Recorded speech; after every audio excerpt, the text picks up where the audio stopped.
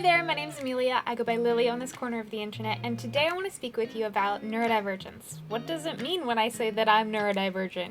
How do you know if you're neurodivergent? And if you know someone who is, whether it's you or someone else, how can you best support them? Let's talk about it. I'm just speaking from personal experience today, so this video is not intended to replace professional advice. However, it may provide a little jumping off point for you to begin your journey in researching and better understanding the topic of neurodiversity. The theory of neurodiversity was invented by Australian sociologist Judy Singer, who stated that all brains develop uniquely, so there is no typical or baseline brain to compare to, like medicine and psychology often do. There's also no deficits, since a deficit suggests an ideal. You can, of course, have a form of neurodivergence that presents as a disability, but it's not a given. Neurodiversity is a social concept, one that is open for all to embrace if they find that it improves their quality of life. So with the knowledge that identifying as neurodivergent is very much an individual choice, it prompts the question, why would someone want to identify as neurodivergent? Isn't that forcing a label upon yourself? For me and many other people, the purpose of identifying as neurodivergent is embracing the idea that it's okay to be different. When I realized that the label neurodivergent fit my experiences pretty well, I started realizing that it's okay and normal to support yourself in the ways that you need to, even if those ways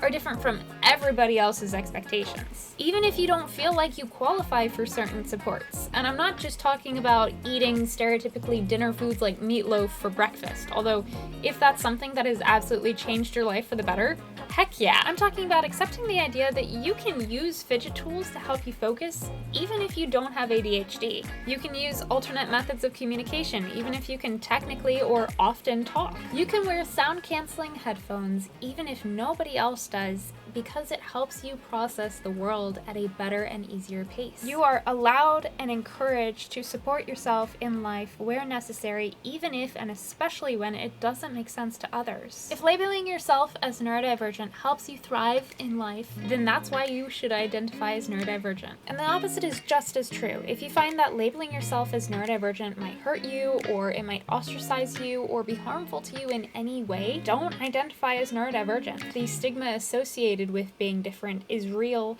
and hurtful, and I am all for protecting people from harm. Another question that I get about neurodivergence is, what is the difference between having autism or ADHD and being neurodivergent? Like, where do we draw the line? And ironically, the thing that made me feel so neurodivergent growing up is the exact thing that I'm going to use to help explain the difference. Math. There's a rule I learned in geometry that stated that every square is a rectangle, but not every rectangle is a square. In this analogy, diagnoses are the squares. They have specific qualifications that identify them as squares and not any other type of rectangle. Neurodivergence is the rectangle, a relatively generic identity compared to the more specific diagnoses or squares of its subclasses. In other words, neurodiversity is a more generic identity that goes, okay, are you different from other people?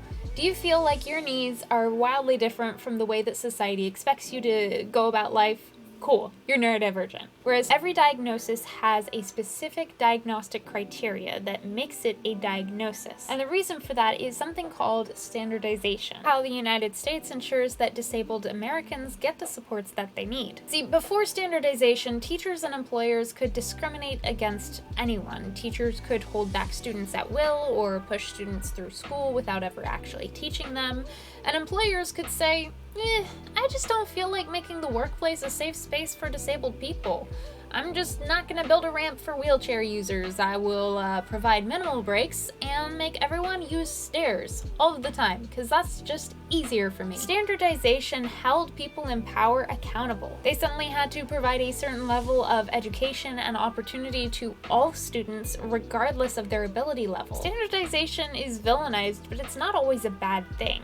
It's only a bad thing when it becomes idolized, which unfortunately has happened in recent years. When we prioritize standardization above all else, we start to forget that individual people have individual needs, like neurodiversity acknowledges. And suddenly we're inventing terms like neurotypical to establish that society isn't built with neurodivergent people in mind. Diagnoses become this proof of insurance that you actually deserve the support you're requesting, and instead of just having answers for why and how your brain works the way that it does, getting a diagnosis from a professional becomes this competition where everybody's vying for a medical professional's attention just so that they can get the help they need to exist in a society that isn't built for us to thrive in to begin with. All that to say, some forms of neurodivergence require an actual diagnosis from a medical professional in order to be accepted by its subsequent community. For example, I have never had a stroke, and I can't self-diagnose myself with a stroke, but if I start experiencing weakness on my left side, drooping of the face, then I definitely get myself to a doctor ASAP, because that's not healthy. Other diagnoses underneath the metaphorical neurodiversity umbrella may not be accessible to many because of stigma, or insurance won't cover it, or because it costs so much that they may not be able to afford diagnostic testing, or because of the stigma and lack of research, they may be misdiagnosed for years before finally getting an accurate diagnosis. I was misdiagnosed for months before somebody took my symptoms of concussion seriously, and I knew at the time that I was misdiagnosed because nothing was working until we started treating my conditions through the lens of having a concussion. So yes, some forms of neurodivergence embrace educated self-diagnosis, but it's a much more extensive and exhaustive experience